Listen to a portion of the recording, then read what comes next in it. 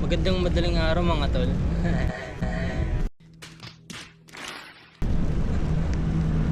Bale, kagising ko lang. Umidlip ako saglit.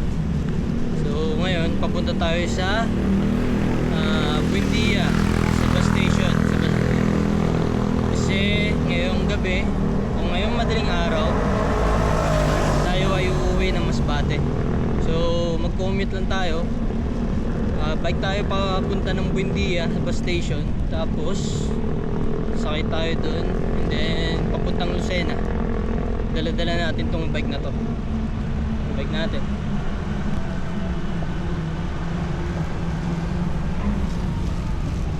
Okay. Dami natin dala kasi dadalawin ko yung tatay ko dun sa probinsya. Tapos sa linggo magtatattoo tayo. Minimal lang naman. Pero syempre pagdating sa tattoo equipments, kailangan kompleto tayo. So lahat dala-dala natin, pati printer.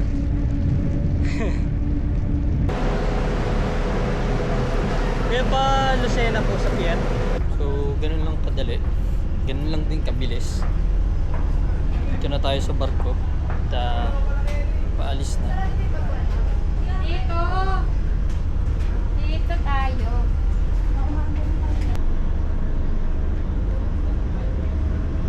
So nakasakay na tayo ng barko at ngayong kakaalis lang din. Ayan, biyahe na from Lucena. So gagawin natin ngayon ay maghahanap tayo ng pwesto ng kakainan. So kakain muna tayo, tapos matulog. Kain tayo saglit tapos tulog na. Kakatapos lang natin kumain. Hindi ko alam kung naririnig nyo akong lakas ng hangin dito. Gabi na nakaalis yung barko. So darating kami sa Masbate siguro umaga na o tanghali na. So ang gagawin natin ngayon is magliliwaliw, manonood, tapos after na matutulog, pahinga. Nilang haba ng hinintay nating oras kanina, diba? So ngayon papahangin lang ako dito sa labas, tapos papasok na rin na mamaya.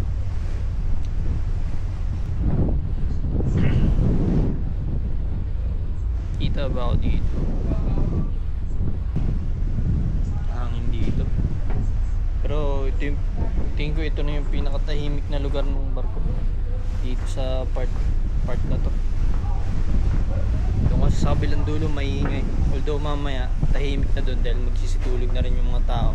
Ang kaso yung makina ng barko maingay. Papunta tayo dito.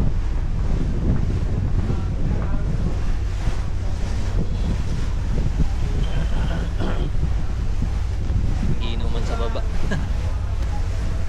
Ang lakas ng ano ngayon, ano ba yan? Hindi ko alam kung wisik or ambon yan, pero kung maambon sa kapulay langit. Meron ba sa inyo minsan nagtatanong sa sarili na bakit kaya may panahon ang buhay ay hindi natin maintindihan? Minsan magulo, minsan maayos. Minsan nagtatanong tayo bakit kailangan mangyari yung ganito ganyan. Iba-iba tayo ng mga pinagdadaanan, mataas man o mababa, hindi tayo mawawalan. Meron at meron yan. Ang alin, mga problema.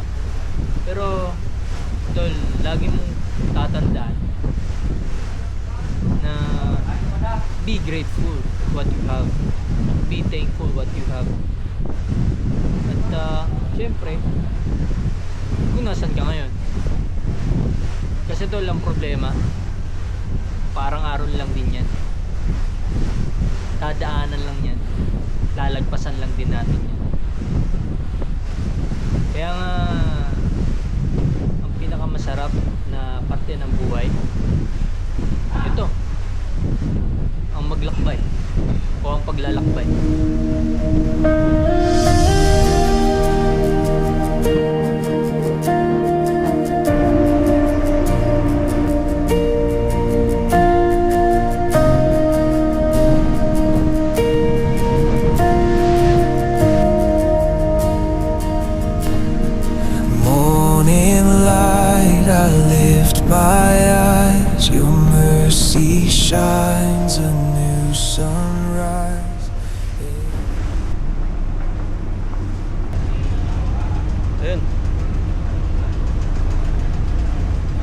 Tuloy lang tayo sa paglalakbay. Patuloy tayong matuto sa mga pagsubok na dumadaan. Problema, lalagpasan natin yan, di ba? So, ayan, tuloy lang tayo. Kahit sa daming halong na dumaan, lalagpasan natin yan. Ganda. So, bumaba ako dito sa baba para silipin yung bike. Hindi ko alam kung pwede bumaba. Okay lang siguro. Baba tayo. No! God, please, no! No! No! No!